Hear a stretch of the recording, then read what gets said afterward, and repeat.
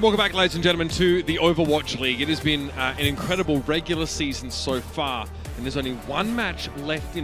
Matt, we actually get to the end of the regular season with a game that still has implications, greater implications, not only for our knockouts tomorrow for the last trip to Hawaii, but also in the playoffs. The San Francisco Shock are trying to lock a guaranteed playoff spot. They're trying to avoid competing in the play-ins. They're sitting in third right now, which means they're in that zone safely. But again, there might be teams that go to Hawaii from the Western region. It might not be them, and they might come back with league points to knock them out of that position. They definitely want to win here to shore up that spot. And Matt, the Defiant would love a 4-0 Countdown Cup record. Yeah, well, what? The Shock right now sit at 11-5. 11-4. Sorry, if they lose this, they would drop to 11-5. You have a lot of teams in that like 10 to 11 range in terms of wins. That one of those teams goes to Hawaii, wins a game, they get a league point. Now all of a sudden, you're in a scenario where you may be tied, somebody may pass you, so they absolutely need this win just to give themselves a buffer. For the San Francisco Shock, of course, they've had a year where, at times they've just flown under the radar or haven't really achieved mastery of a certain metagame. Arns joins them, pretty late in this season. He comes back into this roster and, the McCree pick rate's been like 20%, I think, for DPSs right now. It just has not really been a strong factor of metagames that we've seen across the league. So for Arns, he's had to switch over to playing a bit of Sombra, even Tracer at times, and maybe show off his Hangzhou, just to sort of really continue to carve out that spot on this team. And look, we've said it once, we've said it before. Violet and Twilight are an incredible backline, right? They're in a great spot, I think, to perform here. But Choi hasn't exactly been the 2020 Choi Hyobin that was, made this team so dominant.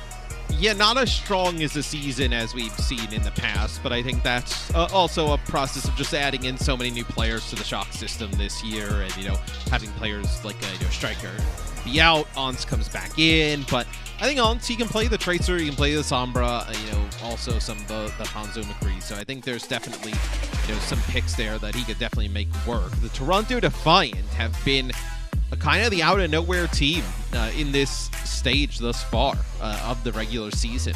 I know Michelle has looked great on the D.Va. Lastro pops off on the Zen constantly.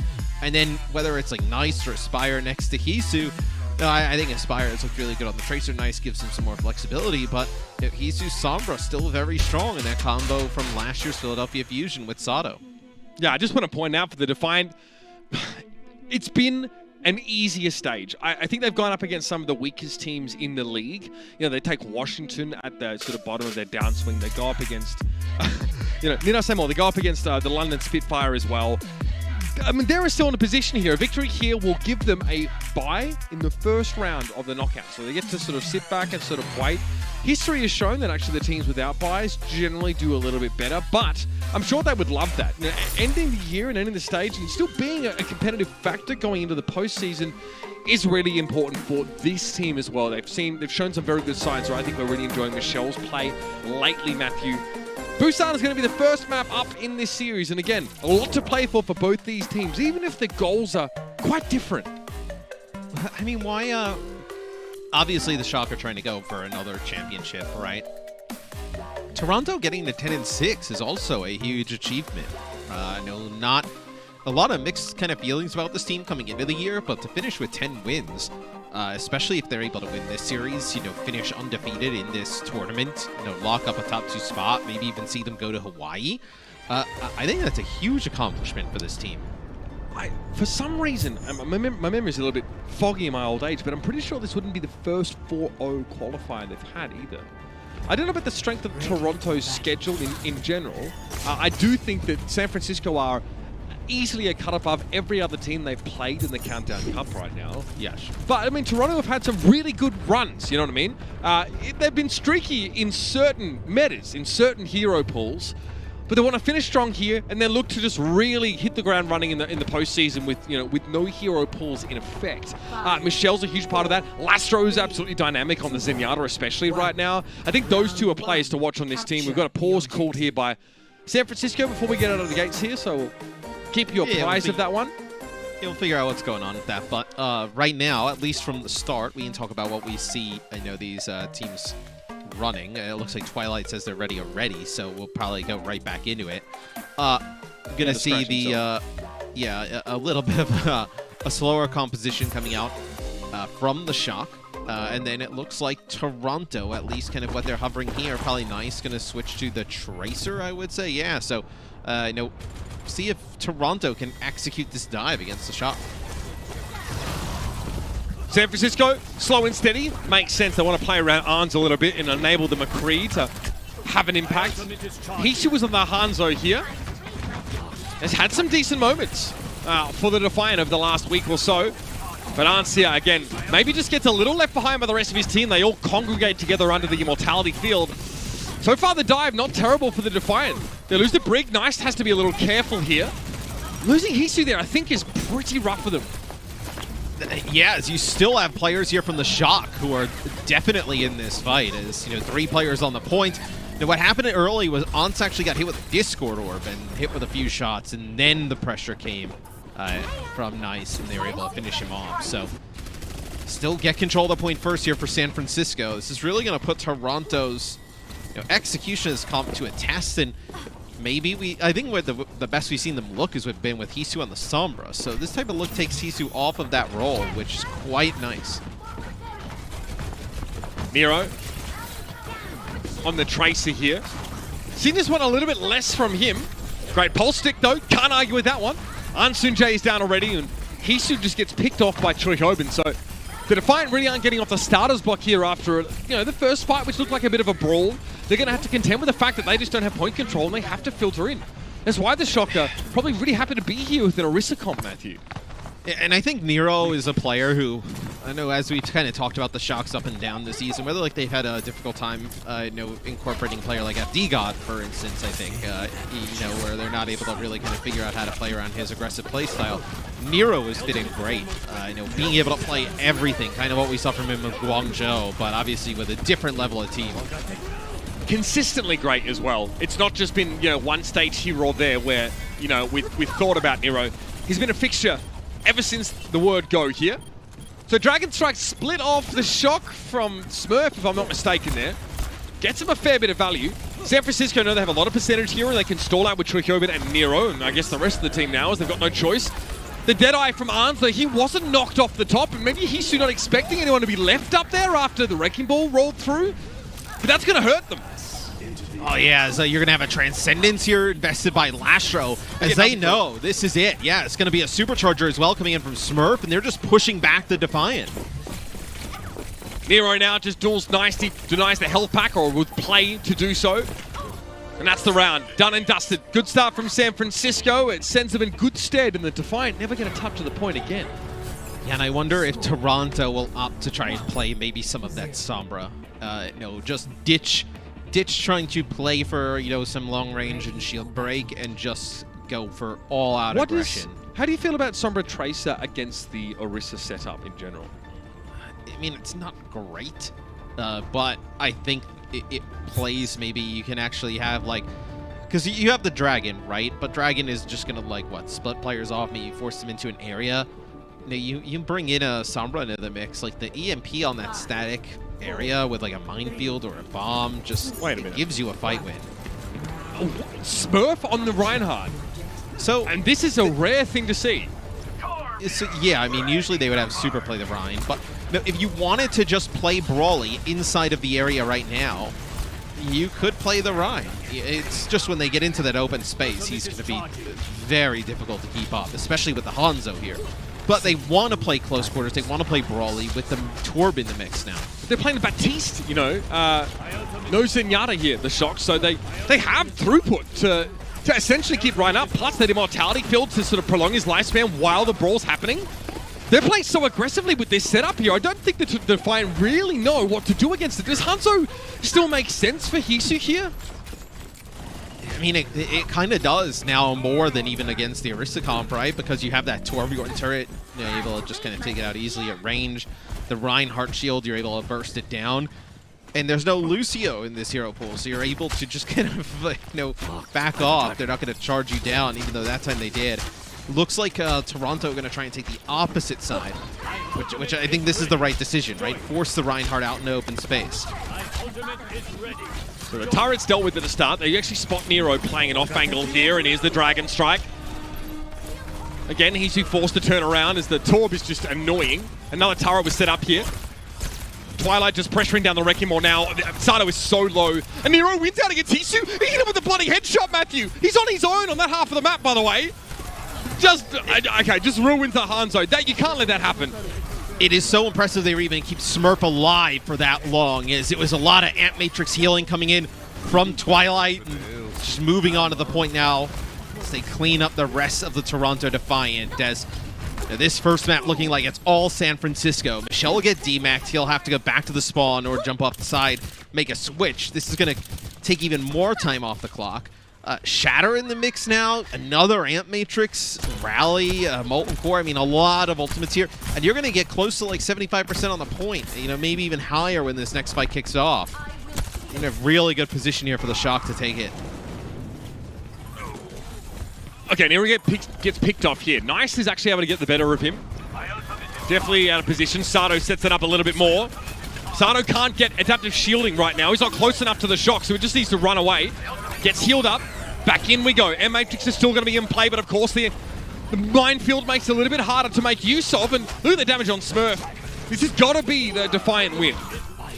Yes, he tries to jump around the corner and Shatter, and as soon as he puts a shield down, he doesn't get anything with the Shatter. It may have been interrupted, but he's just blown up instantly. You know, a Discord orb on him. And I wonder if they commit to this to try and close out the map on it. Because it looks like they will.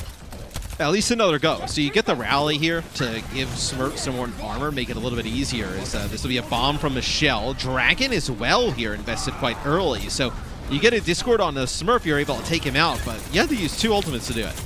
Yeah, I think they realized that they couldn't pile driver anybody into the bomb explosion, so they had to dig a little deeper to win an early fight. I suppose that's fine. Defiant will need to ration some of these ultimates out for a while. It's 91 to 39. But here come the Shock, right? What are they working with? Deadeye, Molten Core, ultimates that aren't really that compelling against Toronto's setup here. The Rally, I think, is probably the best look they've got. They can just canvas the point here with the Molten Core. Nice, of course. Flanker extraordinaire. Pulse Bomb doesn't quite connect there, though. A little bit of damage on Trichomo by the looks of things, but the Immortality Field keeps him vital for now. Good Transcendence from Lastro. That really allows the Defiant to keep playing aggressive after the Immortality. Yeah, you're going to have an Ant Matrix with the Deadeye here, though, now, for the Shock, as the Ant Matrix will come down. Sion's trying to get in position, see if he can get anybody within his line of sight. So he actually goes past the Ant Matrix. Yeah, he's impatient. Sato does exactly what he did before. Oh, nice shots. But he just flies a little bit too close to Arns there. He didn't even need the Ant Matrix to find that kill.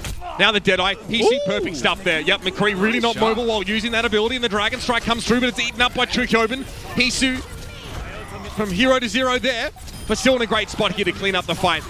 This Reinhardt-based composition for San Francisco doesn't really have the legs, Matt. Trying to retake with it, it is fallen apart. You have not been able to get the Reinhardt in position. Toronto played it perfectly, just not allowing Smurf to get into their backline, into their team, and make an impact. And that's where you kind of see you miss the Lucio in a meta like this. You're trying to play a Reinhardt-based composition. So we'll come down to one final point here on Busan.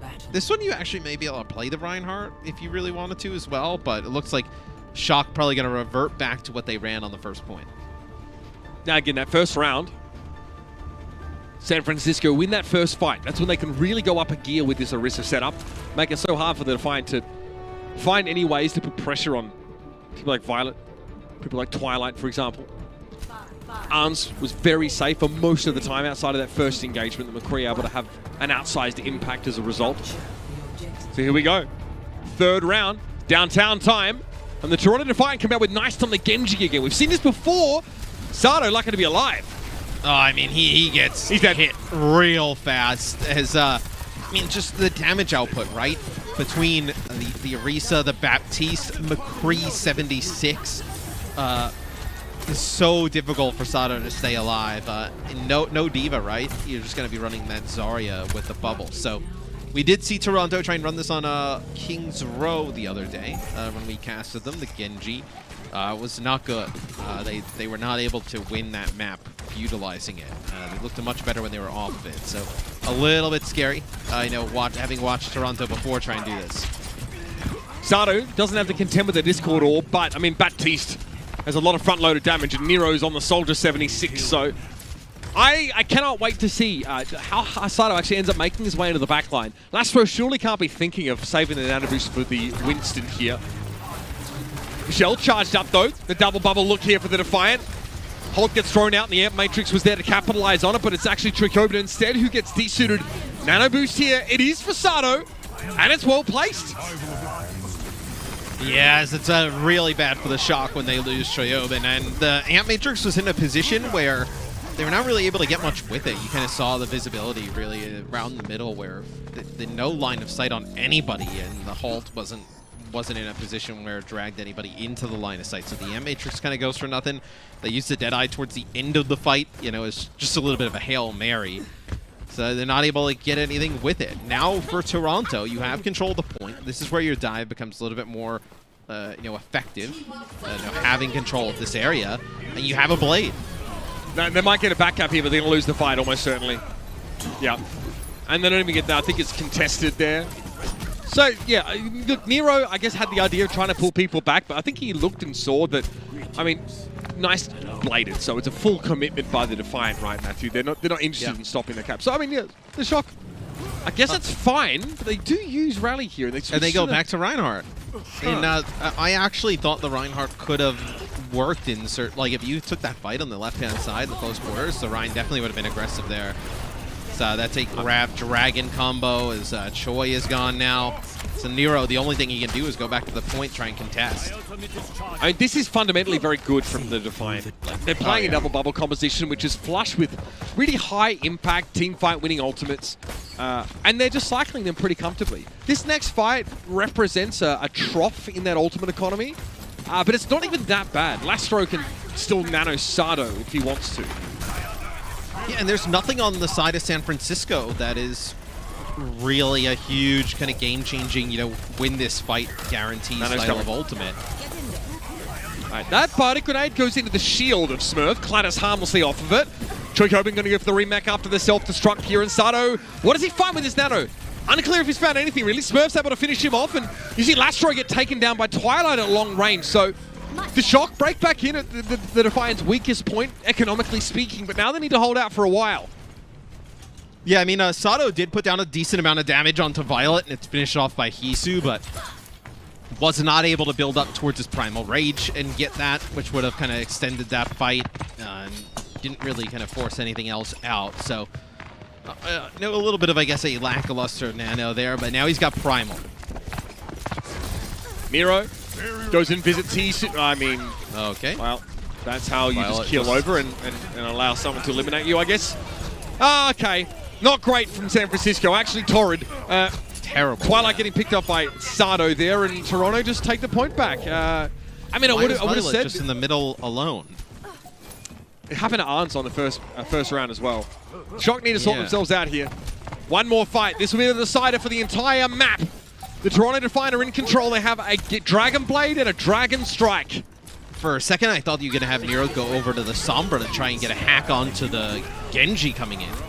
Okay, getting started there is absolutely massive. Trogdor just comes through on the left-hand side, and Arns barely gives it a second thought. Nano Blade being used here. A lot of the time spent deflecting. Nice is only able to find the one kill, so it's a trade.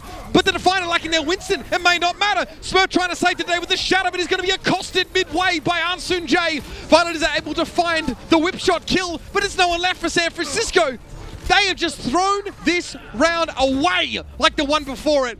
The Toronto Defiant, with fantastic fundamentals and great finishing flair, will take Busan. Yeah, some interesting comps from San Francisco, but once Toronto kind of got their bearings, got control of the point, they were able to really dominate the pace of the game, which was what it was all about with that Wrecking Ball versus the Reinhardt-based looks that we saw. It's a pretty rough start there from San Francisco. It's definitely one that they let slide. Looked like it could have been pretty winnable, but Toronto comes up clutch. And the Defiant looking pretty good. They're making the Wrecking Ball happen. The Genji looked good in this sort of double bubble setup. Good looks for Toronto. The Shock, I'm too angry to talk about it. Stick around. We've got map number 2 in this series. It's not far away. We'll see San Francisco look to find their identity in this series.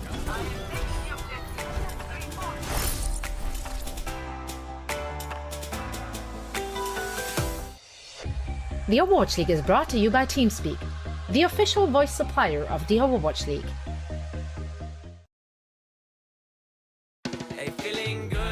The TD MySpend app tracks spending and savings goals across checking, savings, and credit cards, so you know it's doable. And now you could get up to $400. Get started with select accounts. TD, ready to help you move forward.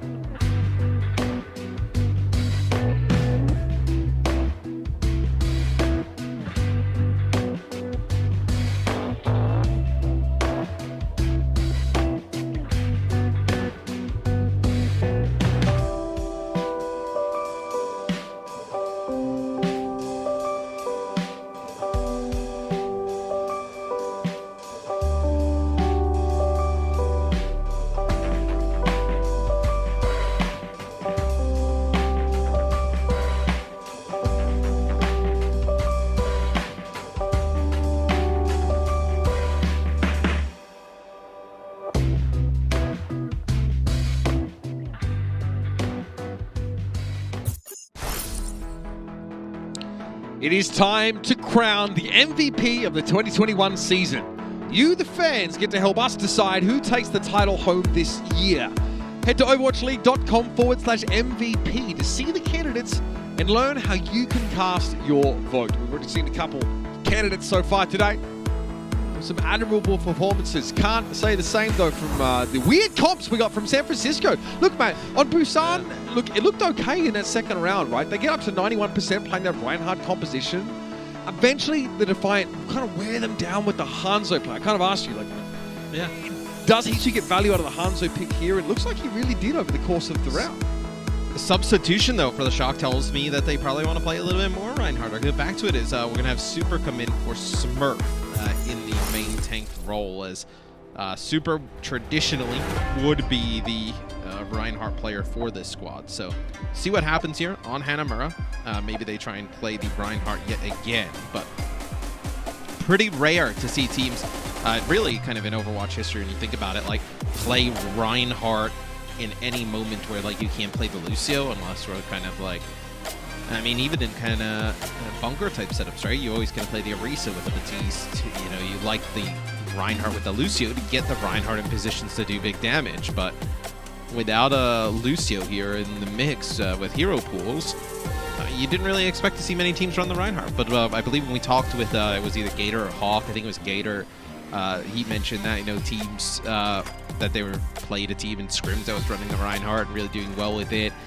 The match after that, we saw the Shock do it, so quite possibly the Shock want to run something like that. They kick things off, though, with the Orisa, which is also an interesting move because Smurf has been typically the Orisa player for this team. Maybe this is just trying to, you know, get Super and Smurf some run. You know, Super's been practicing all these other heroes as well, so trying to get him more, you know, back into the lineup. Of course, tomorrow at noon kicks off our knockouts. We'll be sending 2 teams from the Western region to Hawaii. Dallas Fuel have a chance to return. They sneak into that bracket, and the Defiant are playing for the first round bye in the knockouts. You'll see both these teams featuring in that tournament. Kick it off tomorrow. What a day of matches that's going to be. San Francisco now want to keep themselves head and shoulders above the rest of the pack, though, in that automatic playoff spot. My EMP is charged. But not a great start to the series if that's what they're trying to make happen here. All right, so Genji Hangzhou with the double bubble.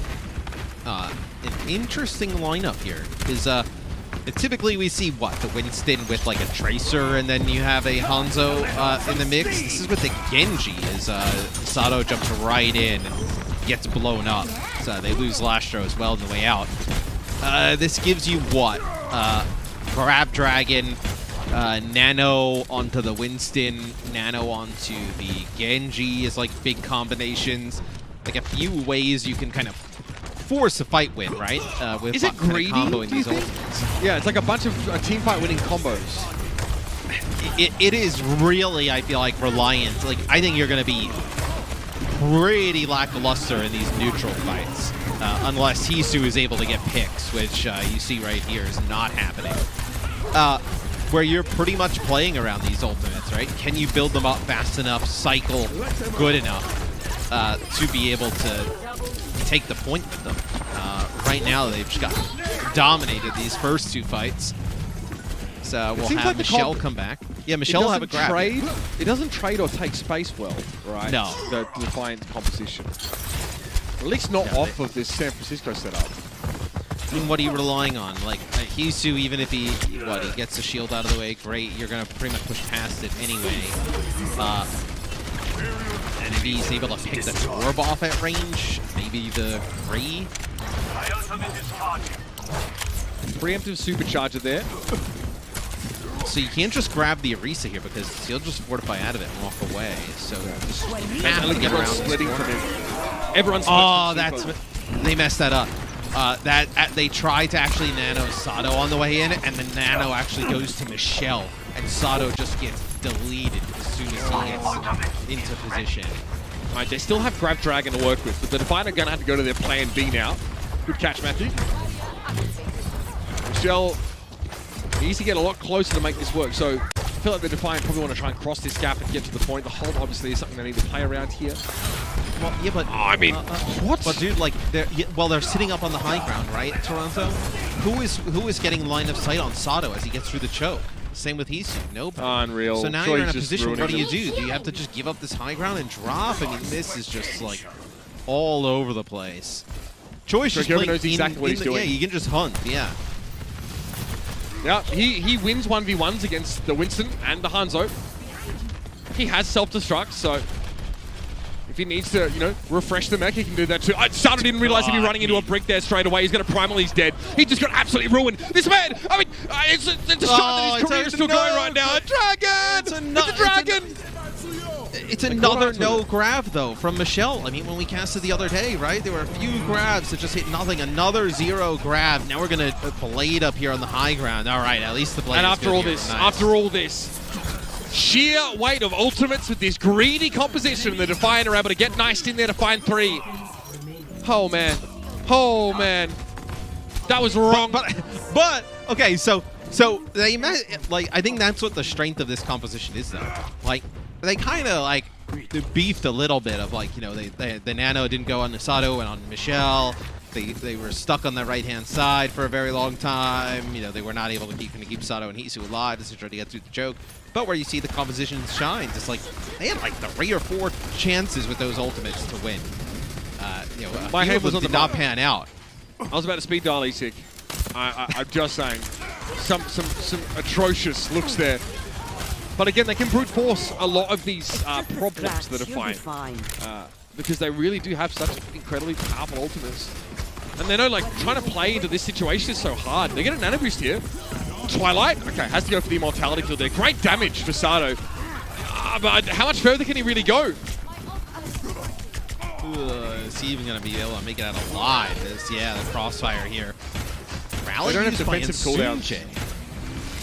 Yeah, I think they're hoping to keep Sato alive. Yeah, I think he thinks they can keep the Winston in the fight. The problem for the Defiant is if they commit, they don't have really any defensive cooldowns like 5 seconds after that. Right. Now, Hisu hopes to bait the shock up here to the high ground a little bit more, but Twilight already has his immortality field there.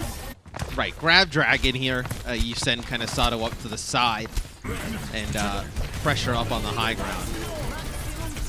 And Matrix looks good for Super, but oh, he's hanging on, isn't he? They use the Dragon to try and split them off. But it's a nice rotation from Twilight over here to the side. He's able to heal them pretty safely, and everybody runs into the buzzsaw of damage up on the high ground. Well, he actually places a perfect immortality field for Super. It can't be destroyed by the Defiant. And then when someone tries to take an off angle to actually shoot the immortality field, Twilight went and 1v1 them. Went and forced them back. Ons goes over to the Widowmaker. This provides a little bit of an easier dive target for Sato, but he can sit so far away. I mean, Sato's so invested, right, in getting this high ground, yeah? We're trying to at least force the shot to group a lot of their units up there, so you get a nice grab Dragon. So in that case, Arns can play a nice off angle behind Trichoban here and probably not be bothered. Oh, Sato gets chunked down. He's gonna have the primal. They walk out of the grab. The grab was just for Super there, and he just fortifies and walks out. Yeah. Molten Core's gonna catch nice here, and I mean, so much space for Arns to work with here. Nero churns through the bodies there. Oh, the hammer kill on Sato! Oh, you madman! If you're going to play, though, this type of composition for Toronto, you're going to have to get big value out of some of these ultimates. The Dragons have split players off, but they really haven't been able to follow it up. You know, the grabs the other day, some rough ones from Toronto. Don't worry about it, fam. Nano Blade.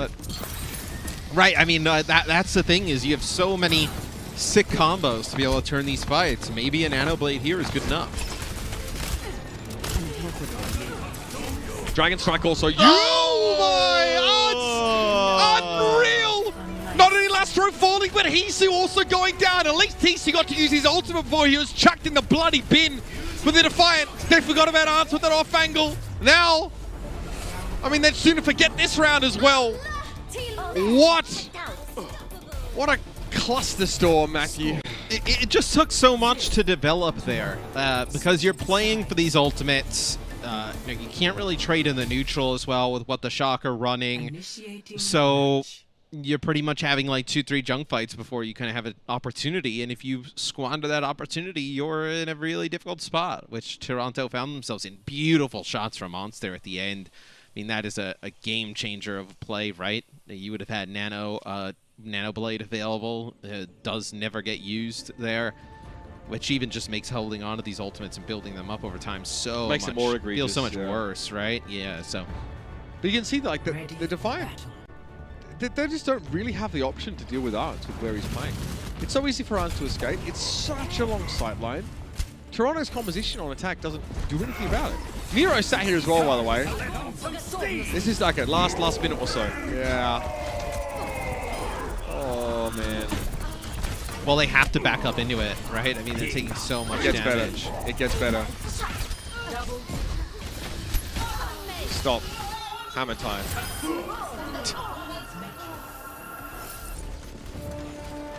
This is This is the final moments here. Yeah. Pretty crisp, Matt. Yeah. Didn't even lot have of to teams pay out. 5,000 credits for that weapon either. Nicely It's done. a lot. It's a lot of teams out there. Don't want to see that. Did not want to see On start to hit these types of shots. So, you've seen in the past what that does. Is okay. So Reinhardt here on offense for the Shock. Like, can they make this work? Is Violet now will play the Zen. So Zen Batiste with the Rhine now. Super Ryan isn't just a pick, it's a challenge. It's a lifestyle. Someone like Sano, it is a lifestyle, a mindset, if you will. Nice, playing a very enjoyable Pharah position here. Yeah, pretty comfortable stuff. Choi jumps in there, but he knows, wait a minute, I can't do anything here. Okay, I've got rid of Sano anyway, so maybe this Pharah just doesn't have impact. A good look there for the Shock, mate. They kind of end the fight before the Pharah can really, you know, tilt it in their favor. So the thing they add to the mix this time that's different is they add the Zen, right? They were playing Brig with the Batiste, with the Reinhardt, the previous map. Now they bring in the Zen. Because as the Defiant try and dive and, you know, make a play for the Shock and really kind of, you know, take advantage of Super and the lack of mobility, they're also now standing on top of him with an Immortality Field and maybe one of them discorded, right? He swings the hammer a few times. It's gonna sting a bit.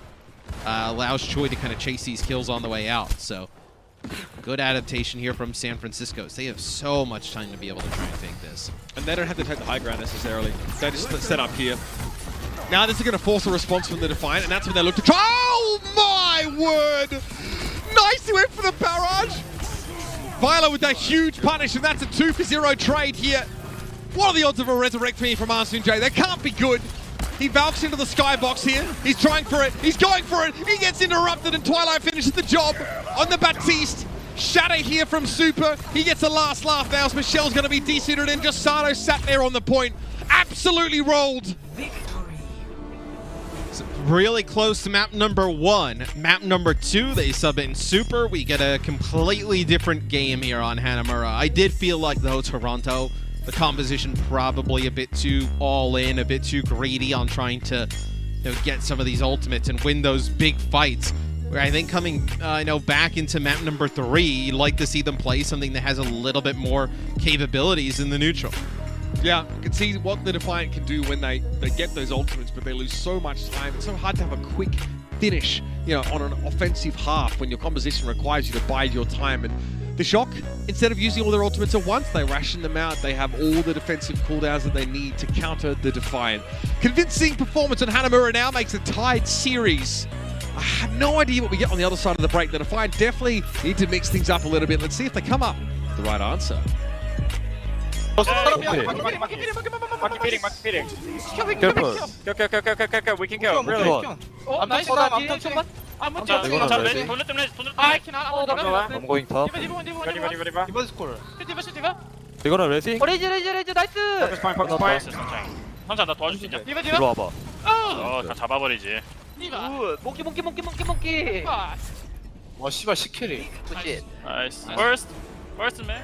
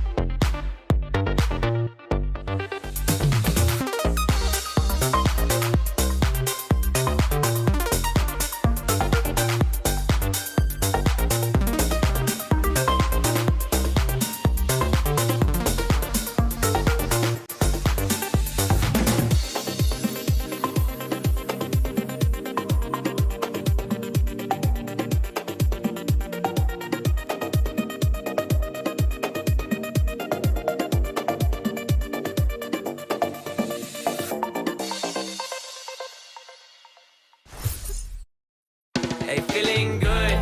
The TD MySpend app tracks spending and savings goals across checking, savings, and credit cards, so you know it's doable. And now you could get up to $400. Get started with select accounts. TD, ready to help you move forward. The Overwatch League skins from past seasons have returned. Now's your chance to get one of your favorite previous legendary skins. The vault is open through August 24th, and skins can be redeemed for 200 League tokens, which of course can be earned by linking your account on YouTube. They're all fantastic looks. I think we have them. I have them all now. All they have to do is bring back Bastet, Anna, and I'll be happy. Matt, make it happen. You're internal now. Let's go. Snap, snap. And I just needed the GOAT Brig skin. That's the only reason it went live. People just got tired of me complaining about it. Oh yeah, mate. Matt really complaining about not being able to skin up his supports. Yeah, because you'd never see the light of day on those, mate. Everybody knows me across multiple games as a legendary team player and a support. I don't think I've ever seen you play support. I actually don't think I've seen it, honestly. I played it very little. Numbani, it's our next map in this series. It would be. We have a bit of a roster switch up here. Glister comes in for the San Francisco Shock. And look, I wonder, does that mean we get Farah looks here? Actually, both Glister and Nero are Farah players, so that's a great option. I think it could potentially be for Sombra, like maybe you play Nero and Farah and then Glister and like Sombra. Do you play, Glister can also then play the Tracer. This is more of like, they're not going to play as much like a McCree, right? Yeah, they'll opt for some other stuff. Makes sense. Too many teams getting a ton of success with that McCree look here. We'll have to wait a little bit to see what San Francisco come out of the gates with. Farah looked really good in the previous match. The Outlaws struggled to deal with it here. Again, it's an option for the Defiant themselves. Might seem nice on the Farah here, and yes, it'll be Farah Mercy with the Honor, of course, now. Sado on the Winston. As it looks like the Shock, potentially, with Violet hovering the Mercy, play a Farah of their own. Do they play Farah Kree with the Orisa? That's a little bit of a new kind of look. The thing is they play the Farah, they lose some of that Zen damage from Violet, right? Which was really impactful. Looks like potentially some changes though. Players still kind of lingering around the spawn. 5, 4, 3, Yeah, Nero maybe. 1. Attackers incoming. Okay, so switch to the Brigitte here, so probably not Farah. Tracer as a result. Yeah. Okay, it is the anti-dive setup. All right, so they're gonna try and just bully out, just kind of get to the high ground. Interesting to see them subbing Glister. I feel like Ons was, with the Widow shots at the end, was really just starting to. It might give them a defensive Farah option as well. Yeah, we may not really be seeing the reasoning yet for Glister's substitution. And they do bring Violet back on the Zen, so this is the Zen I think was pretty impactful on Hanamura, being able to get to the high ground and give Sato a lot of trouble as he's already discorded. Nice sleep there from Lastro. We saw that, don't worry. Nice just able to pluck Nero out of formation there. Looked rather effortless, but it ends up being a trade here. Immortality Field prolongs things a lot long enough for Twilight to find Hisu there. But nice that the core is set up, and he's pretty unbothered by what the San Francisco Shock are throwing at him now. Not quite one tick for San Francisco as they've tried to contest a little bit here. It's all falling apart for them. Yeah, as, maybe you're able to keep Glister alive there. You have something that could have been done, but he ends up falling. So Nero will take out Michelle, but that's probably almost intentional to let him get the res off. So some ultimates here for the Shock, though. You can use like a Deadeye up on the high ground, right? Supercharger or Ant Matrix to get people out of the way. A lot to kind of force positioning here, but Hisu switches over to Hanzo here. So instead of playing the Sombra, this is just a lot of damage, right? With the Hanzo and the Farah now. I mean, he's so good against McCree, Hanzo. Like, you basically don't have any options against Hanzo on that pick. Sando, okay, he's able to get away. Gets stunned there in the opening, but oh man, he's giving a lot of opposite because he's getting healed up inside Primal here. So it's nice for Lastro. Build his way back up again. Fantastic concussive blast. That knocks the Farah to the low ground. Sorry, to the Orisa. Rather, a nice finds himself 3. Hisu chimes in there, but great work with the displacement. I mean, that concussion blast is huge because they dropped an Ant Matrix up there on the high ground. knocking the Orisa out of the way, that opens up the door for that big rocket barrage. Super now plays the Reinhardt, so gives them a... I mean, it's like just to swing the hammer, right? Create some space, a little bit of a bigger shield. Space on the high ground. Yeah, exactly. Just to force more space on the high ground. Doesn't really answer the Hisu Hanzo at all. So, yeah, the Shock had to be quick about this, and they don't have... I love this repositioning from Lastro. No one can touch him here. Glister just has no targets for this Deadeye.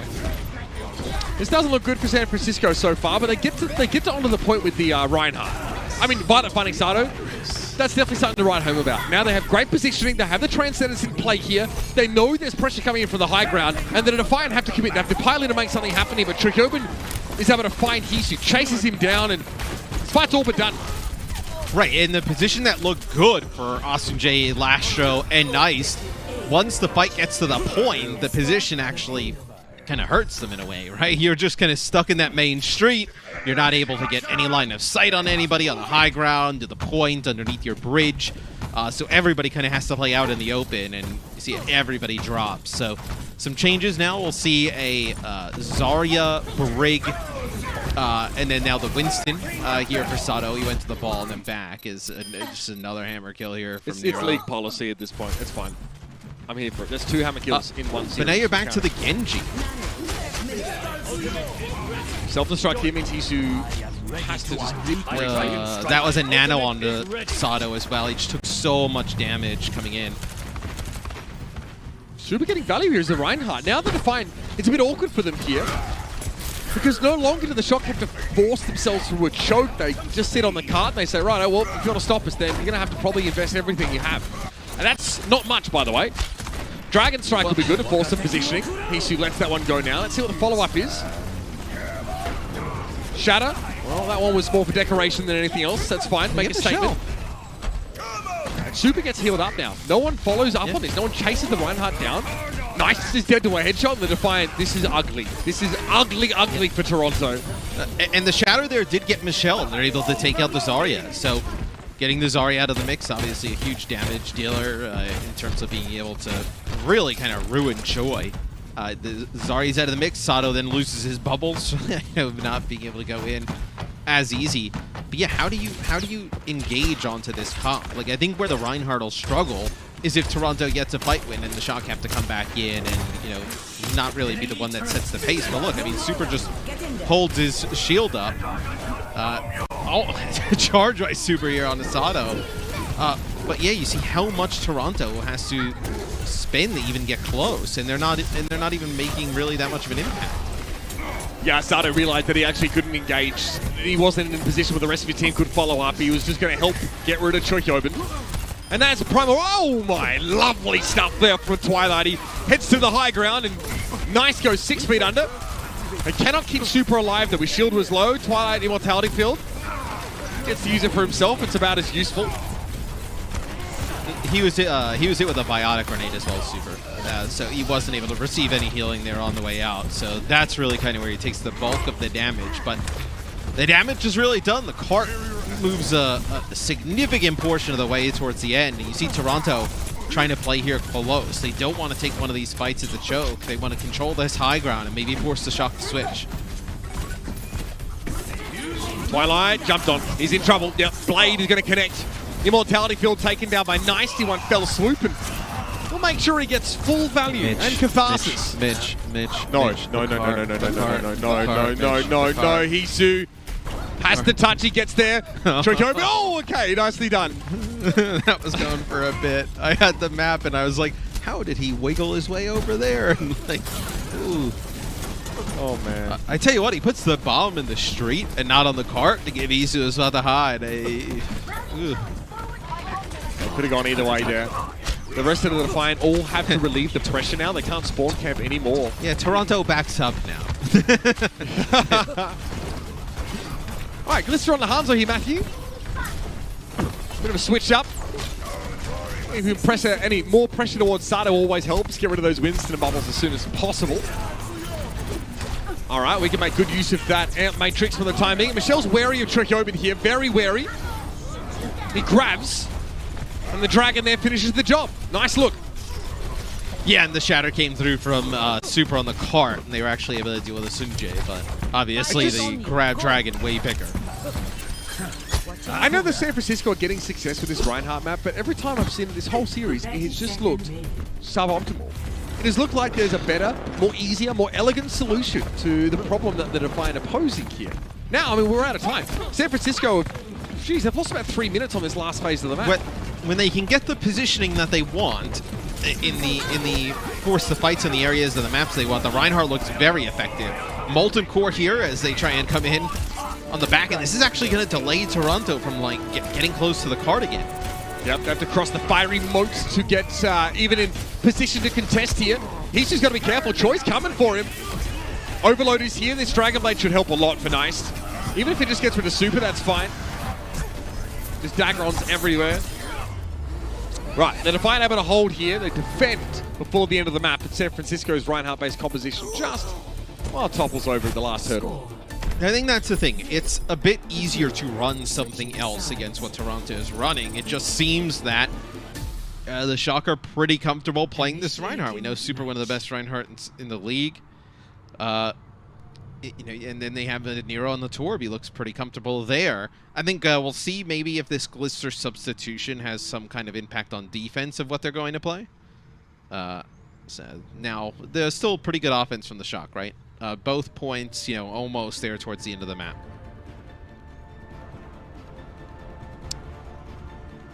All right, so maybe we start to see the purpose for Glister here. Might just be to play the McCree, to play the hit scan, right? San Francisco get to play this setup that obviously was very resilient on defense against the Defiant at all times during this series. I think Toronto didn't help themselves because there were, there's a nano boost that didn't connect, a graviton surge that went awry, and a multitude of things with this composition that just didn't land. And San Francisco kind of just leaned into that a little bit on Hanamura. Here, though, there's a chance for to sort of go back and tidy up that execution. You still think that the ultimate comes from this Toronto Defiant setup can really break open defensive holes. Yeah, exactly. It's still okay. So Toronto, if Hisu stays on the Sombra, it's a little bit of a different look than Hanamura. So it looks like he's just scouting, actually. Enemy turret here. So we may not get this. Is he gonna play the Hangzhou here? Reaper. Reaper Genji. Okay, this is something that is a little bit different. I thought maybe he would try and play the Hanzo again. Do you see them try and play a Pharah composition? No. Okay, Genji Reapers. I guess the Reaper can kind of TP into the back line. Well, that was short-lived. Joy Hyobin sees him coming. Wasn't born yesterday, apparently. Not a lot of subtlety there with what he's trying to do. The Reaper doesn't excel against really a lot of what the Shock are running. Maybe it's just to kind of create some chaos, give Sato another partner to kind of dive with like a TP, but it doesn't have to be complicated, right? I don't mind this. Walk up and pressure the main tank.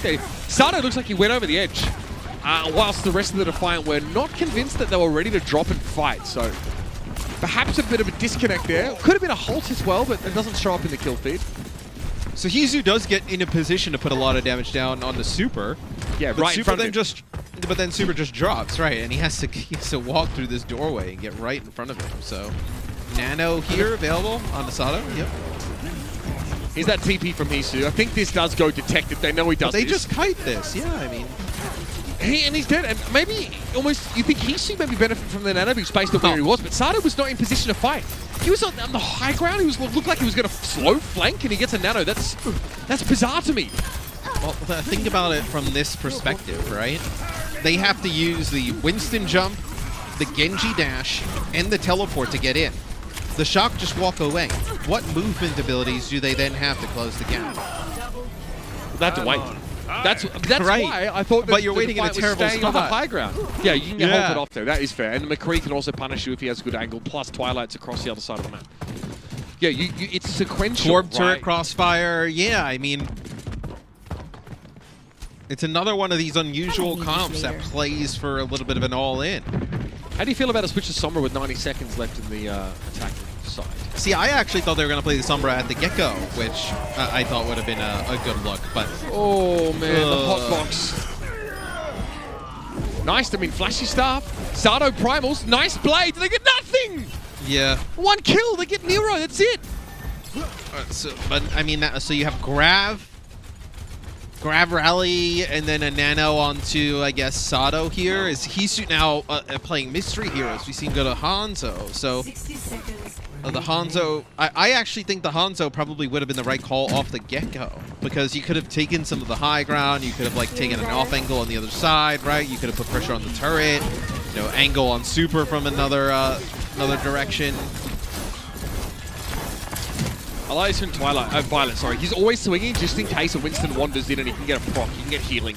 Oh, that's a huge Oh, fault. that is devastating! That might have just ended the map here and now. Chokyobin comes alive. You must have heard what I was saying in the pre-game, because this guy's been a force to be reckoned with so far. That hold from Super was very, very good. I mean, he is so far away, almost like on the point by where the bridge is, underneath, and gets a long-range ult, grabs him right back into it. Is now you just have this grab from Michelle needs to be good. Yeah, the Defiant have to touch. They just have to touch the point. Chokyobin goes charging on in. There was an immortality field. It's all about keeping Glister alive right now. Michelle is down. Sato, I'm not sure where Sato's going. They never used the grab. Never had a chance. Michelle got blown up so early by the looks of things here that the Defiant, I mean, it's not really a bang that they go out with. It's an absolute whimper. They just, oh man, a shocking display here on Numbani. Yeah, I mean, these comps that are all in on some of these ultimates, when they do not work out, they do not look good. As you see there, you never really get a Nano played. You know, your Nano onto the Winston doesn't result in anything. You don't even get the grab off the entire offensive half. So a little bit of a rough go here for Toronto, but the Shock, since they put in Super, really look to be clicking. Yeah, really exposing some of the weaknesses in Toronto's approach San Francisco.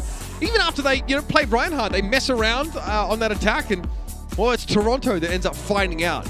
Good lead for San Francisco built here now, heading into map number 4. They look to end the series and keep that spot, that automatic playoff spot intact.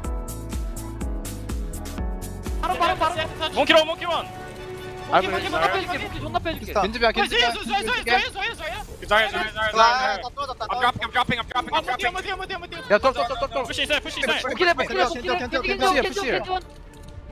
Nice team. 나이스 와, 야, 이 전탄다.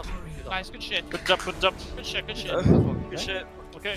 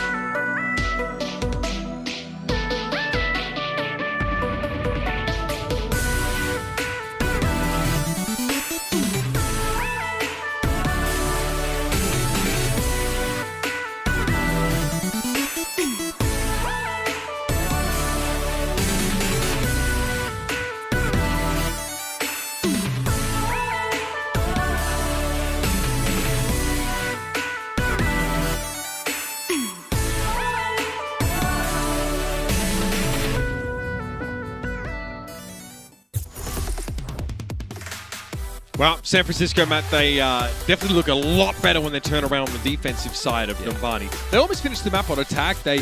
Some of their looks definitely look like they were maybe making it harder for themselves, maybe trying some stuff out. You know, it's a game that, while it has implications for them, it's not make or break in terms of their season. But their Torp-based defenses look really good. And whether it's Glister or Arms, they're getting a lot of value out of playing McCree. They're definitely playing differently to the way a lot of teams are. I guess the closest thing I can think of is the way the Seoul Dynasty plays. I mean, a lot of similarities between these two. Yeah, they're getting a lot of value out of the Torb, a lot of out of the McCree, even the Reinhardt in certain situations. I think if you're though the Toronto Defiant, you got to come up with some better stuff. Like I think holding on to these ultimates for like an extended period of time and trying to play around them, it's very predictable for the Shock, and they know the Shock know that they're going to win, with little investment in like neutral fights, right? So they can save up some ultimates to kind of use at the same exact time, and it ends up working out in the Shock's favor. So hopefully we see the Defiant come in with a little bit of a different strategy. Although the Shock, lose map number 1, it's still very close. I mean, this is a series that, really so far, even though 2-1, has really been pretty lopsided to San Francisco. Absolutely. Yeah, especially when we look a little bit closer at how the maps have played out, right? Look, the Defiant, it doesn't get much easier for them. We know that San Francisco have struggled on control. They are very good at losing their first map of the series. Sometimes the 5th one, as it often tends to be, control as well. Rialto, though, will be our 4th map in this series, and this is where the Shock look to put this to bed. And again, their Orisic oppositions will probably serve them pretty well on a map like this, but they will be starting on the attacking side. Here you see the scene of the crime, where Assassin was last seen. Ready for battle. Just taking a dip, of course. And here's the Defiant's defensive setup. So it's Farah and Hisu still on this Hangzhou. So high damage output. It's a high damage output with the Hangzhou and the Farah. You don't have like a Zen here, but you have the Mercy, obviously, to damage boost the Farah up in the sky. The Zen would have added some extra damage. I wonder what the Shock decide to do. I think they'll probably just keep playing the Orisa and probably play Tor, but do they play Tracer into this? I think that's kind of where you're gonna see them make their decision. Well, do they play a Farah? I mean, Nero, you still have Violet on the Mercy. Maybe it's just a damage boost, a shot initially, but oh my! Even he can't believe it. Whew, he knows that'll be res, but like, yeah. Still, nice to find those early in the round, and a great way to get in someone's head. Nice to be bristling after that one. It just sends the team into chaos. I mean, Discord on Sato, he gets pushed back. And now you pretty much give it up this whole first area. Everyone's scurrying about here, just trying to get back in formation and recover. Nice being pocketed to high heaven. Glister just trying to make the most of whatever defensive resources there are. Look how close he's getting to the D.Va just to make sure that those rockets are being eaten up as much as possible. Now, though, he looks a little bit more dangerous, I guess. Sato's trying to drop in. They're building Nano so early. Glister, oh, he rolled out. He rolled out of the Immortality field. Nice may have had him for dinner anyway, to be fair. Yeah, most likely. So, seems like the Shock, when they have like a composition where it has like the damage output like the Farah and the Hangzhou, that's when they decide to play the Zen. If it doesn't have something like this, that's when they can play the Brig and play a little bit more close quarters. But the Zen just gives them such extra damage. It makes the Glister's job a little bit easier on the Farah in the sky. Puts the Farah in a position where they don't want to play out in the open with the Discord, so force them around some corners. And then also you still have the damage from the Batiste in the mix, or Batiste still puts out a pretty high damage output. Twilight will definitely 1v1 if he can.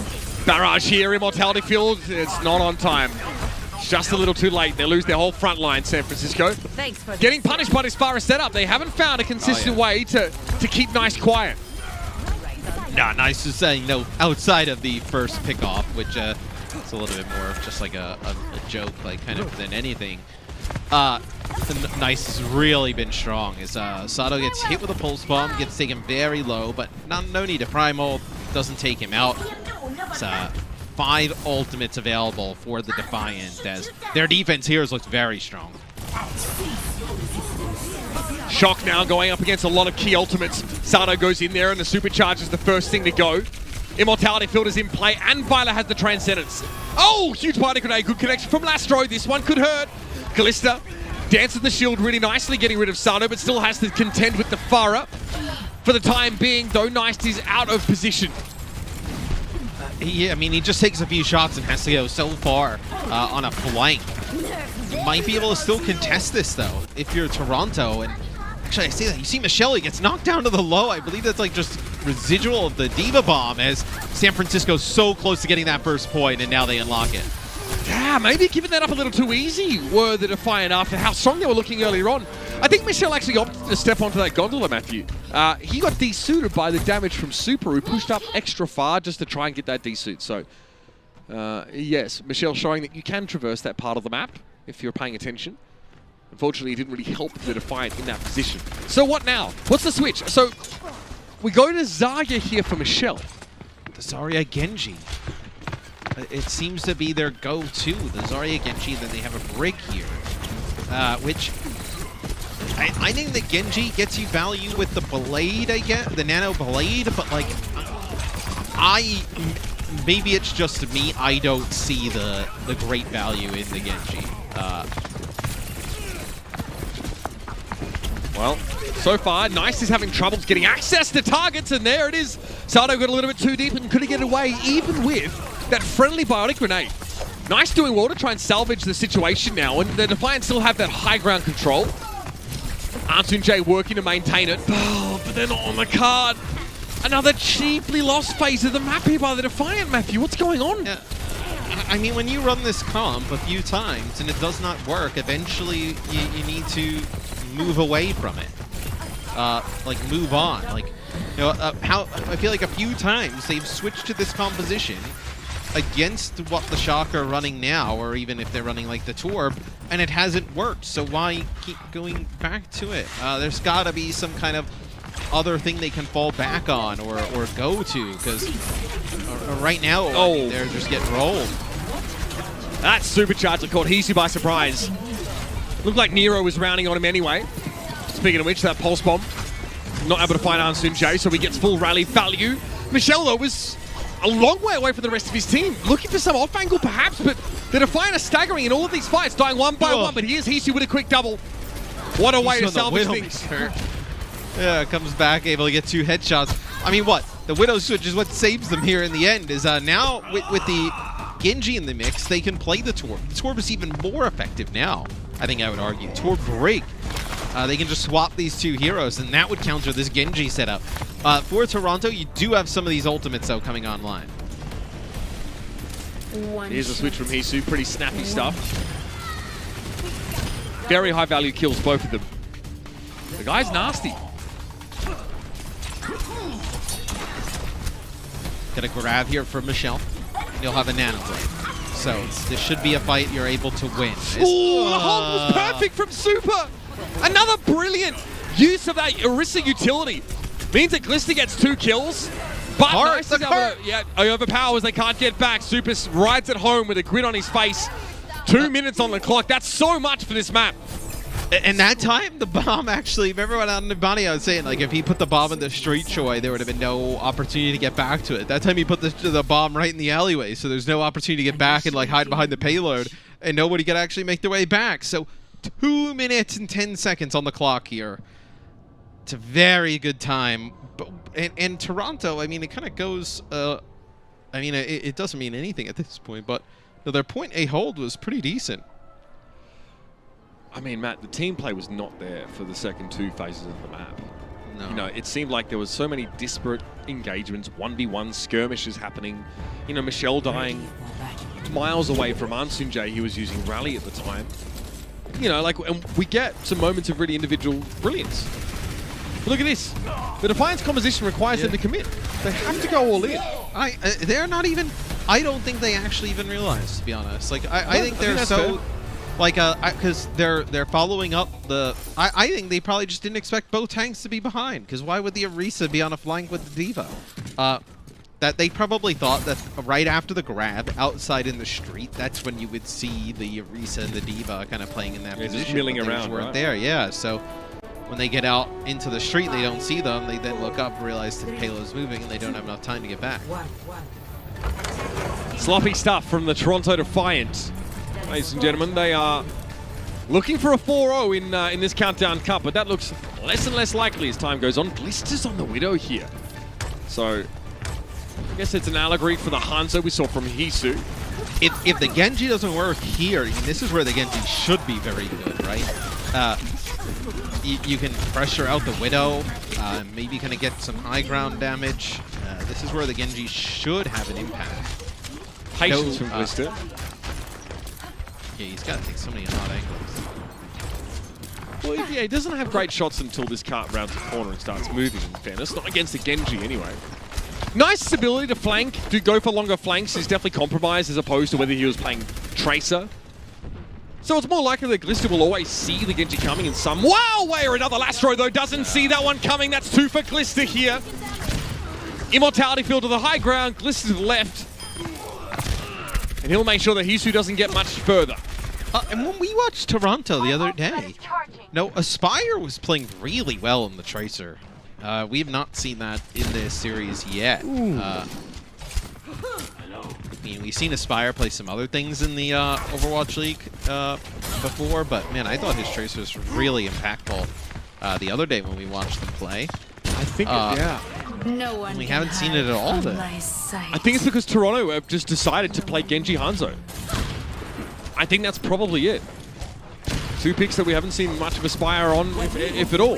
Yeah, this is dangerous. Lastro needs to keep his wits about him here because I know he's being hunted by Glister now with the infra sight, even harder to hide away from the Widow.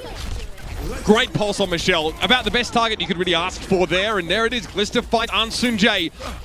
Now down to 2 minutes. That's half of Toronto's time bank dwindled. And I mean, now you don't have the nano for the blade, right? You're getting closer to grab Dragon, but the issue is you've got the cart is so close to your spawn. The Shock are going to have 2, maybe 3 fights. Super's going to hide, maybe come out with a, I thought he was going to hide, maybe come out with a Supercharger there and play a little bit closer, but there's no reason to. Toronto can barely even make it back to the cart. Hisu's trying to contest with Glister, but at that range, Hisu can't even really see what he's aiming at. Glister, however, of course, has the advantage of technology. He has not been challenged at all. No. I mean, like, Genji doesn't flank like Tracer does.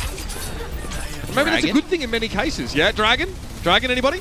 Super needs an immortality field. Choyobin sleeps it off on the right-hand side. Nice finds Glister. That was a deflect across the map. No, okay. It looks like he got up close enough.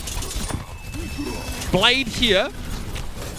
Might have to go for it, but he's only 40 HP, and yet that would have been ill-advised, in fairness. 1 minute remains. And I mean, it's... Yeah. Toronto is a better team than this. I just think this comp is just pretty terrible, if I'm honest. Like, I think now he's just going to play Sombra, but, like, you know, this is just their first grab, right? The rare 40-second Sombra, yep. So, I mean, this is just their first grab, getting on now. You know, this is what you're about to have your second nano, but I mean, what you have the nano blade here, but they're so far away. Great bubble from Sato. I don't know if he realized what that actually achieved, but yeah, it definitely kept his supports alive. Michelle goes for the grab. He had no choice. Now it has to be a nano blade, and this needs to make the difference. But Nice is stunned immediately. A bomb comes in. He gets rid of Nero. Looks at Violet. And the blade's over. He's going to find the rest of the damage with the shurikens here, and Super now is going to get danced over. He's going to run back in the direction of the cart. The cart is on their own bridge. Yep. Like, you've used all these ultimates to now, like, basically start your offense. Where, you know, fortunately, the Shock have to make some changes, so they lose, you know, any type of ultimates that they had. But a Supercharger might be enough to do it. Look, Toronto have to spend $39.99 and 6 ultimates to play the game. Not great. Hisu at least has built this EMP here, though. It could be impactful. That Supercharger is down, and good connection with the EMP. That's 6 players hit. This got to be good now for the Defiant. Will they lose Nice first? The health pack was hacked, though, and Glister had nowhere to go now. To the back line goes Sato. Immortality filled down. Twilight's very low. They need to keep Twilight alive here, but it looks like they're busy. They deal with Ansun J. Eventually, Hisu's going to bring the Baptiste down, but the Shock have enough durability here with Violet going ham with this flail to hold out. Sato goes down, and that's it with Hisu falling. It's over. The San Francisco Shock take the win. Then they deny the Defiant a flawless Countdown Cup. No, and they looked great doing it. I know the first map, obviously, very close. I think kind of really good play by Toronto, able to go to some, good, really, kind of standard compositions to be able to win. But as the series went on, you start to see the Shock, just an understanding of how to play with this Orisa and, Torbjorn set up, and Toronto just, some questionable calls in trying to beat it. Look, it might be one of those games you go into as a team where, beforehand it's kind of predetermined what composition you're going to try. And it might be the players or the coaches, they're not leaving a lot of room for sort of, adapting or changing things up. They come in saying, no, we're going to play this, and we're going to know for sure whether or not it works here under match conditions. Look, I think it was when the composition was working, it was pretty clear to see why it was so good, but San Francisco played a really solid, durable, consistent composition, headed up by the incredible efforts of our player of the match here, Matt. We actually mentioned earlier in the day that we didn't think he was looking like the player he was last year, but this was a great game from Choi Gobin. I mean, the Shock really need him to be firing on all cylinders, I think, but when he is, it is marvelous to watch. He did a great job of, being able to track, whether it was Nice on the Tracer, the Genji, some big bombs aided by Super. Really just overall solid play from Choi. I love that shield angle. Yeah.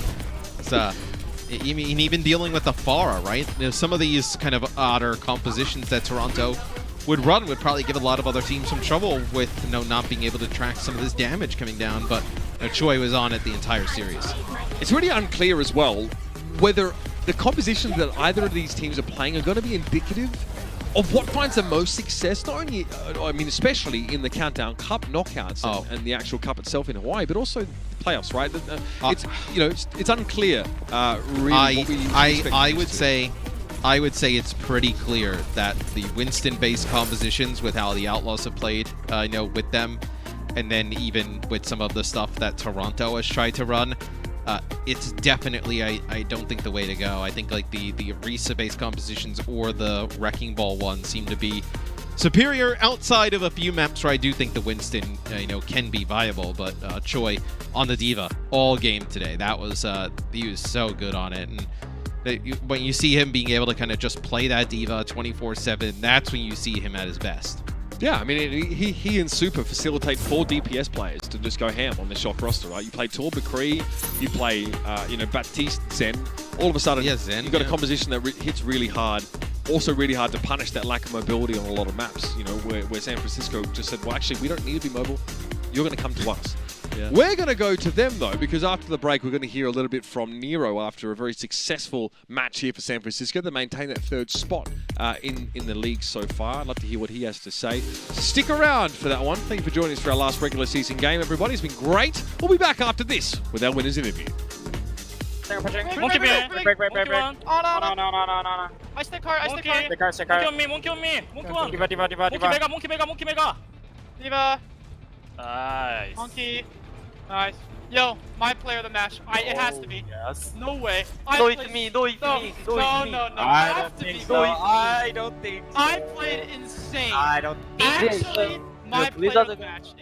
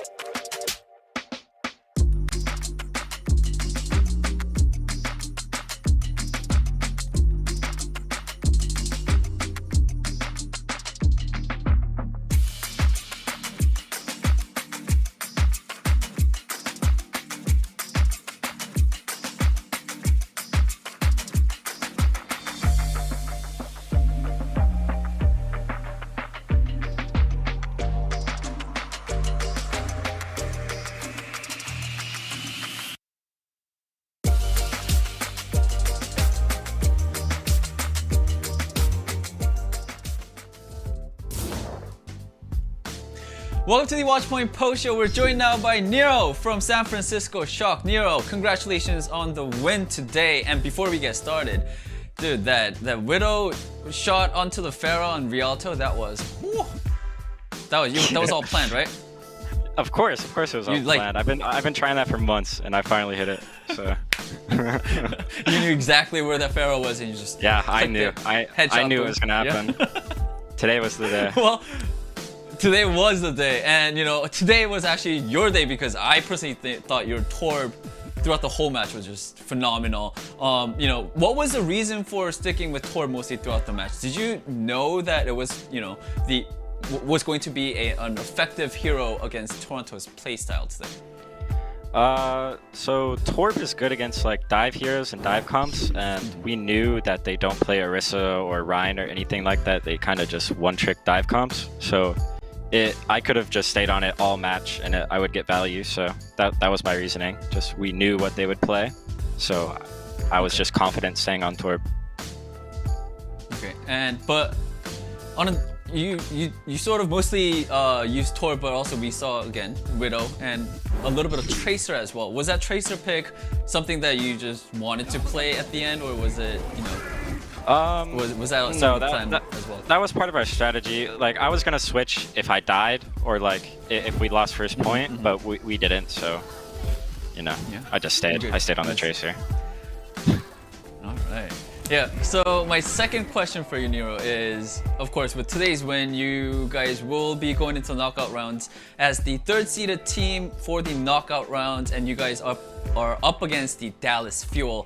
And Dallas Fuel, of course, I think everyone knows that, you know, they've been sort of taking it easy in the Countdown Cup. How do you think the match will be played out tomorrow? Do you honestly think that it's going to be an easy win for the San Francisco Shock, since they are sort of, you know, not taking things easy, they have their foot off the gas pedal right now?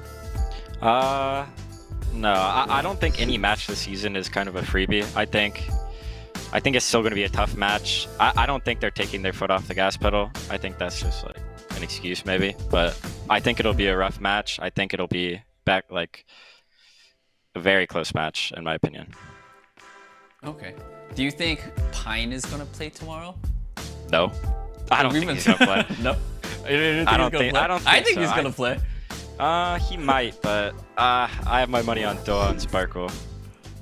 Okay, all right. Well, we'll see about that tomorrow against your match against Dallas Fuel. And with that, Nero, that's it for the interview. Thank you so much for your time, and again, congratulations on the win. Thank you. All right, thank you so much. Let's head back to the desk. Thanks a bunch, Nero. Thank you so much, Danny. Congratulations to the Shock, and hello, Bo. How you doing? He started meowing, and the only way to get him to stop meowing is to pick him up. So, you know, you guys gotta that's how we do it. Now we got double cat today. How blessed is this broadcast, please? Siri is missing, but you know, we get there eventually. I tried to pick it up the other day, and I was very, very scared of certain things happening. She did not like it, so I'm gonna play it safe. She's not the smallest dog. She's small, but not super small. Yeah. But then again, you're very tall. My dogs are old. They don't like to be. They like to sleep. So I just lift them. They just like to. How old are your dogs? They're like ancient 13 old, and right? 17. Wow! Whoa! Yep, 13 and 17. That's awesome. Okay. Yeah. You don't One just of them pick is almost eligible like for the that. Overwatch That's League. rude. So. One more year. Next year. If I come here, when I come back next year, I'll let you know. There might be some vacancies, so you know, get them while you can. Anyway, let's talk about the match we just got to witness. I mean, San Francisco Shock, they made it look easy. Nero made it sound easy. This was the first real test for the Toronto Defiant in terms of the strength of opponent, and quite frankly, didn't pass that one. No, this was a tough match, absolutely. I mean, some of these strategies from Toronto Defiant. I mean, the Genji, like Michelle get the most value from the Zarya as well. It was rough. I also feel like the San Francisco Shock, they should have probably won this map on Busan as well, but couldn't quite close out the rounds. Instead of Toronto Defiant, they got away with the map win.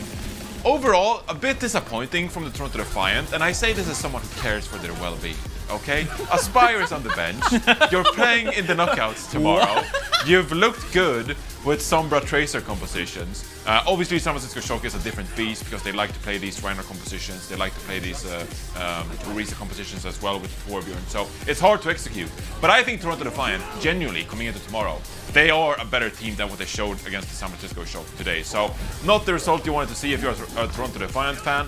San Francisco Shock, some questionable compositions here, Costa. What do we think of the Shock going into tomorrow's matches? Well, I thought it was kind of ironic, Nero talking about the Toronto Defiant, saying that they only really one-trick one thing, because the San Francisco Shock are very similar for the most part. We don't see a lot of dive comps. They can play it, and they've done it from time to time, but for the most part, they want to play this slower style, and I don't always think it's the best. I think it can be exploited potentially by a Pharah if they play it right on the right map, and you can sort of, I guess, navigate around Glister or Arn. So the San Francisco Shock look good. I don't think they look infallible right now, though. They did lose that first map to the Toronto Defiant, and there were some shaky moments, but for the most part, I agree with you, Johnny. Some of the Toronto Defiant compositions, relying on getting a big grab or getting a big Dragon Blade is not always the most I guess, consistent strategy, and that's why they got full held on both Numbani and Rialto. So we'll see. I said before coming into this match that Toronto Defiant,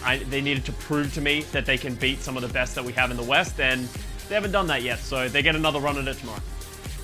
Yeah, No, but Toronto that Defiance, run is going to be, yes. Toronto Defiance, I think they, you know, they picked Hanzo and Genji on purpose because they knew that we were all fighting who the better Shimada brothers are. So they were like, hey, don't fight. That's They're right. both good. They had a Shimada off.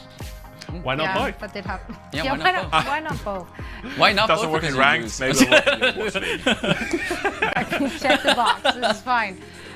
No, it is unfortunate that you know, like, you're coming third overall in the qualifiers, which means you should go up against, you know, one of the worst teams. But in this case, that's Dallas Fuel, so not really the worst team whatsoever.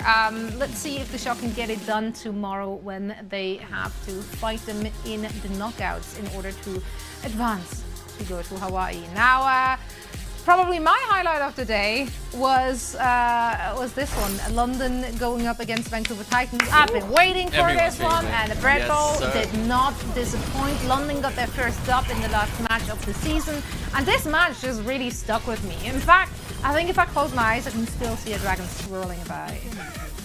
Oh yeah, Slowly coming in.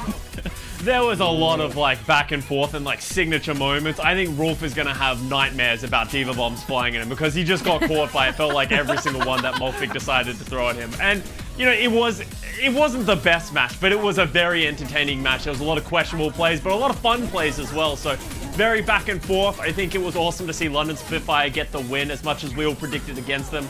I think we all echoed the sentiment. We don't like to see teams go 0-16, and London Spitfire aren't a team that I think deserve to go 0-16. So, you know, I'm happy for all those guys. Absolutely. I mean, it's ironic how it really went the distance as well.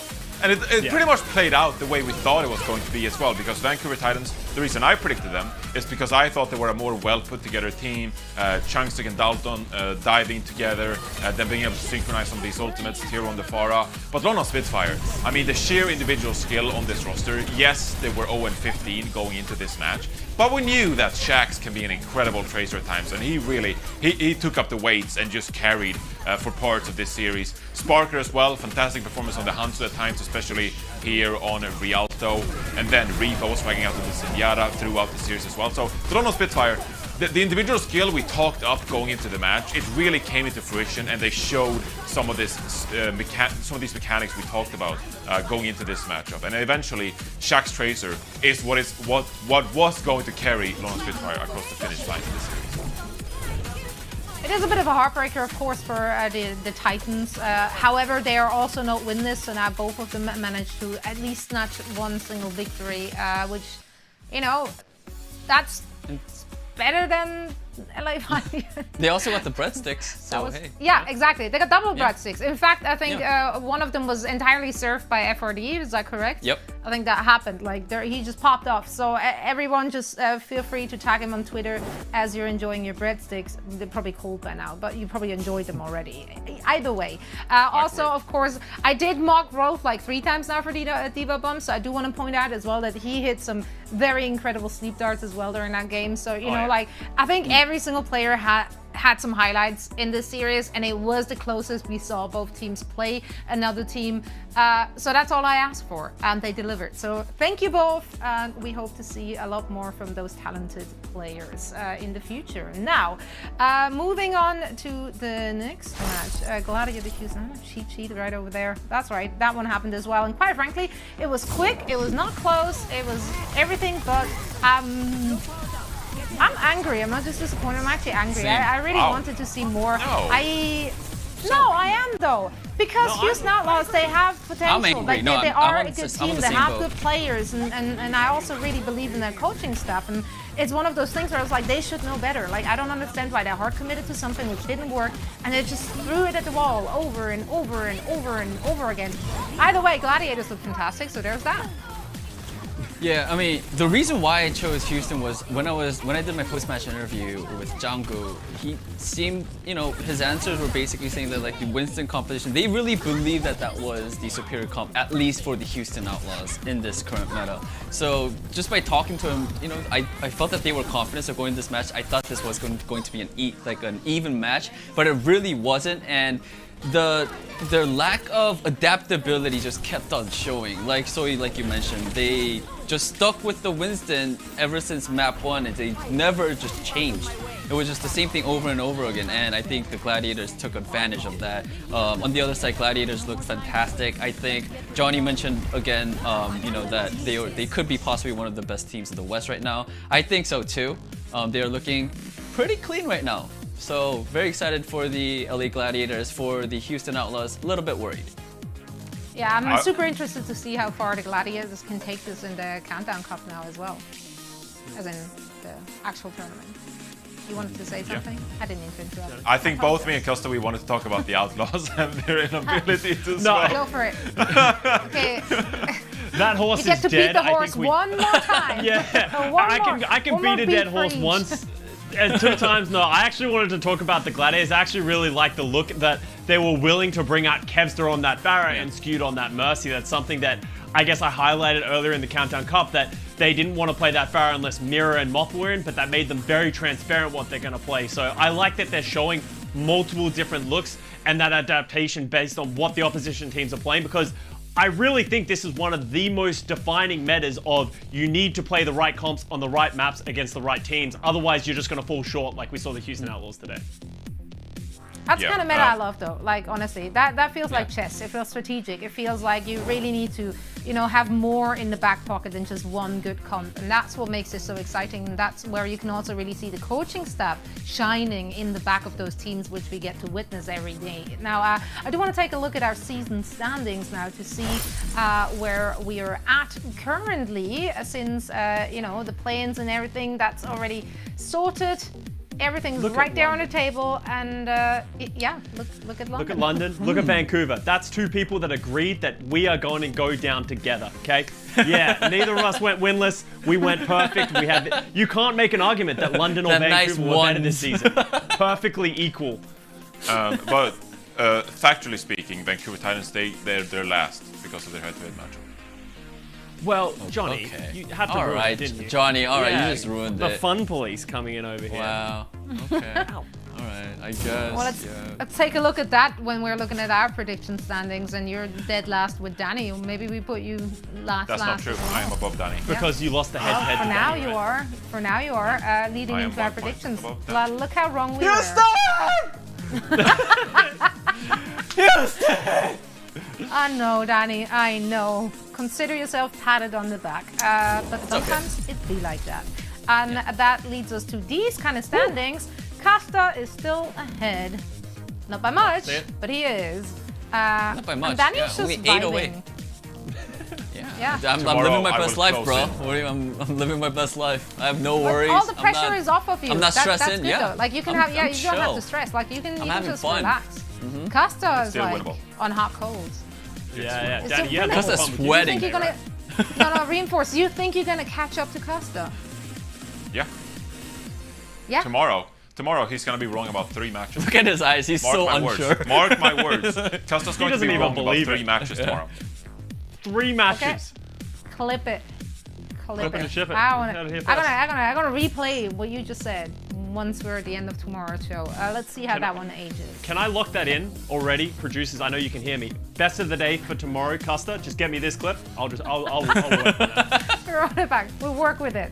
Yeah, well, we'll see how that goes. Now, all is decided except for the points earned in Hawaii, of course. So, yeah, we still have some stuff to figure out tomorrow in our knockouts. Of course, also tonight we do have the Eastern knockouts starting already. However, for now, we're gonna put a cherry on top of our last day in the Countdown Cup Qualifiers. And once again, we will bring you our best of the day, a segment which, no doubt, is your best of the day. Critically acclaimed, often copied, never achieved. All of that is coming your way after a quick break.